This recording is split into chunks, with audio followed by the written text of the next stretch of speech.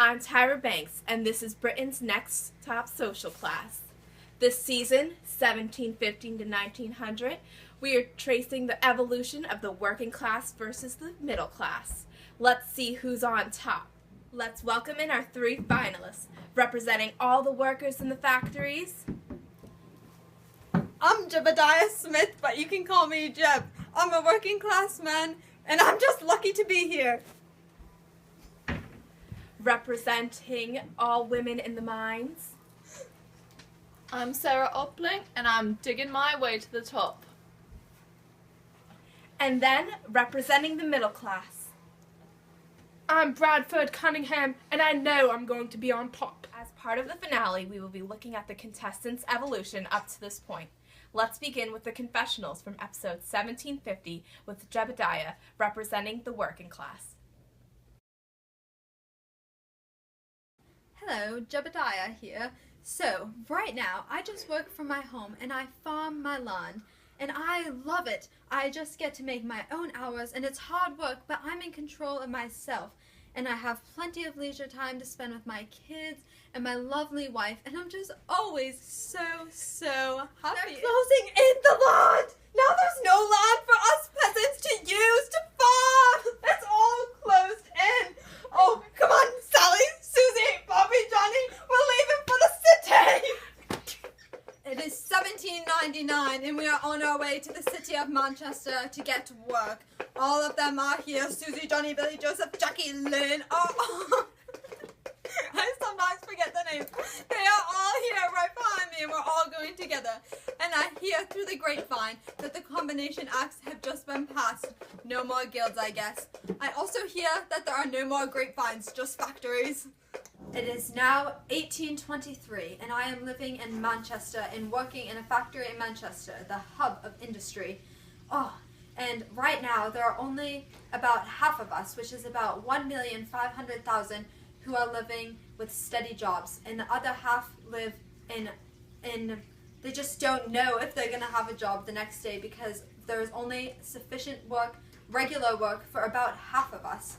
And everything about these factories, it's just so loud and everything is just so loud. So loud. And the population in Manchester is just growing.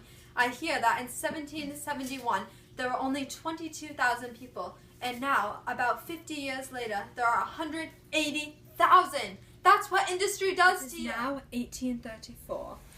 I'm sorry if you can't see me in here. The lights are very dim in the factory. The Poor Law of 1834 has just been passed, and this law has created workhouses for many people who are living in destitute right now. And these places are awful, harsh things that I would never want to be a part of.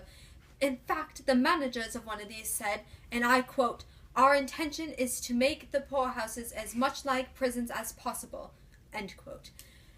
They do not want people to live off the state, and I do not want Bobby, Jilly, Bonnie, Susie, and Sarah living in those poorhouses as prisoners. Living in the city is horrid. It's nothing like living in my pleasant countryside. All the houses are so close together. There is no room at all for ventilation, and the houses don't have sewage or toilets. It is disgusting. We have to use our water from the wells, and the water gets so contaminated because of all this, and diseases are spread like cholera and typhoid. It's just awful. And there's no community like there was in the countryside. There's no sense of village community in the neighborhoods. And all these local governments ban all our traditional festivals. Everything has changed. It's nothing like at home. I just want to go back to my old life. And one more thing, to add on to these awful conditions, the medical treatment is not even improving. Doctors are still using harmful methods such as bloodletting and leeching, and this is not healthy for the most part. And because of all these awful conditions and treatments, population in rural areas, the life expectancy of the population in rural areas is still 45 in the nice countryside. However, in cities, some cities it's down to 37, and in some places, Liverpool, for example, it is all the way down to 26 years of age. That is just awful. This was in 1841 that these statistics were taken. Hello. Right now, I'm going to tell you about the current factory conditions at this time of the competition. Factory work is long and hard. Our hours are 10 to 14 hours per day, and we work about 6 days a week. There is absolutely no time for fun or leisure or anything, and the little children don't even have time to go to school or play. It is so different than in the countryside. It's just different, and the air in the factories is so dusty. It's making my voice so raspy, and I can't even talk half the time. And everything is so dangerous.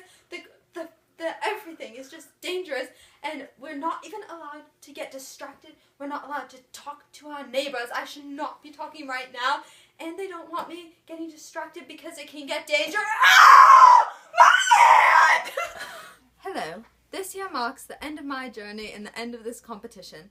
I have come a very long way from the beginning of this competition. As you remember, I lived a peaceful and rewarding and enjoyable life in the countryside where I could work for myself.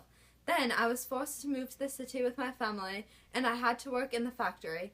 Here, this was because of the Enclosure Act, of course, and here in the factory, there were horrible conditions and times. They're not funny. There were horrible conditions at times at first, and it was very rough going, and I had a lot of trouble adjusting to the discipline of the factory. However, as time went on and regulations began to increase, things began to change, and my wages began to go up, and I was beginning to accept life a little more in the factory, and things got better for me. So I think overall this has been good for me.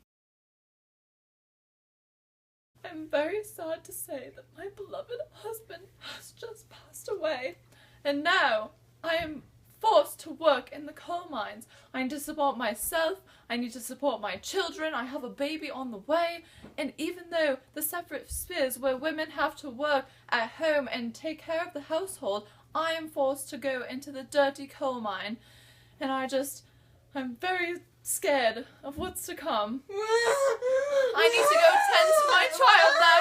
I'm sorry. I have just descended into the coal mine.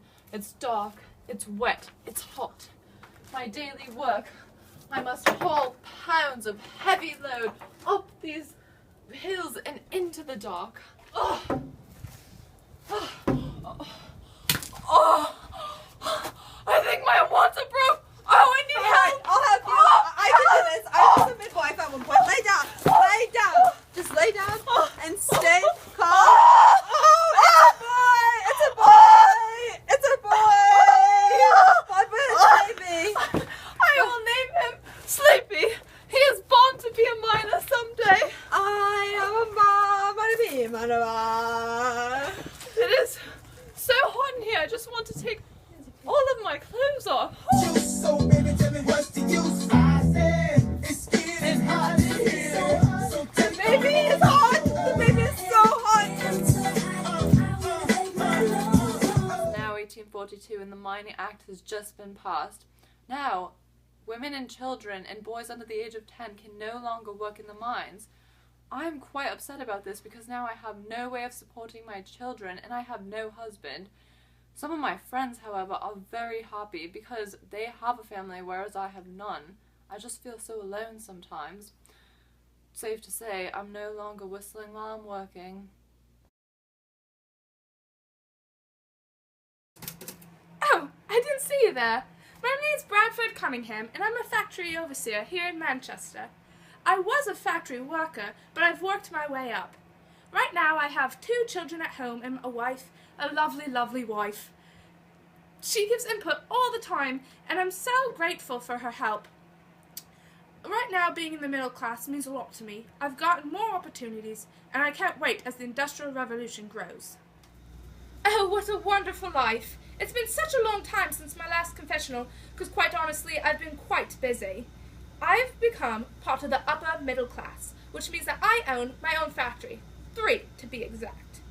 As the industry continues to grow, we have branched out into different levels of middle class. I, fortunately, am part of the upper middle class. which means that I have plenty of money for myself as I own factories.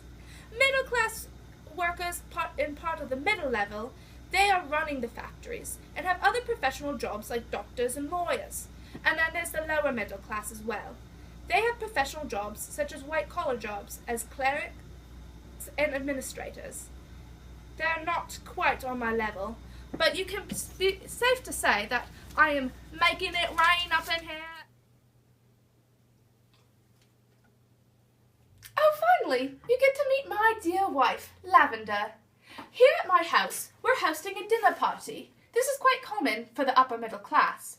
We have 8 to 10 people over per week for these lavish dinner parties, and the food is quite extravagant. In fact, our budget is mostly based around food. 10% goes to just meat, which isn't common for the working class. 25% of our budget is based on food in total, and 50% of our budget goes to food plus servants. So as you can see, lots of our money goes to what we eat. Another part of the upper middle class is more entertainment. We get to go to theatres. Aren't we lucky, darling? Well, hello there. Welcome to this part of my house. As you can tell, it's quite luxurious. That's how it is for much of the upper middle class. As the industry goes on, we're able to afford much more as prices drop. And because of that, I can even afford a summer house. A summer house! And I have lots of servants to take care of me. That makes it easier for my wife who stays at home. All in all, our living condition is quite wonderful. I'm so glad things have been improving. As this competition comes to an end, it's time for me to reflect back on how it's affected my family. First of all, I've put much greater pressure on my kids to get a stronger education because they're going to need more skills to be in the workforce when they grow up. This has caused more libraries being built and mandatory education for the middle class. Although they also have a period of adolescence in their lifetime, they're not working right now, which gives them their childhood. Although, one bad point is, I've been much more withdrawn and remote from my family. Daddy! Bloody hell, Harry! Daddy's at work! Shut up! Anyway, I've been withdrawn. Business comes first. And lastly, my wife used to give great input, but I've realized now I just don't need it anymore. I'm the businessman of the family, and she works at home, which is perfectly fine with me. As we reach the finale, we welcome back our 3 finalists. Before we announce the winner, we must eliminate one more. Sarah Oppling. Women in the mines are not the top social class. You couldn't even hold a job, and your financial standings are awful. Rough. Goodbye, Sarah. Good riddance. All right, it's your time to decide. Cast your ballots now. On the booty, when you yell, there go Mace, there go your cutie.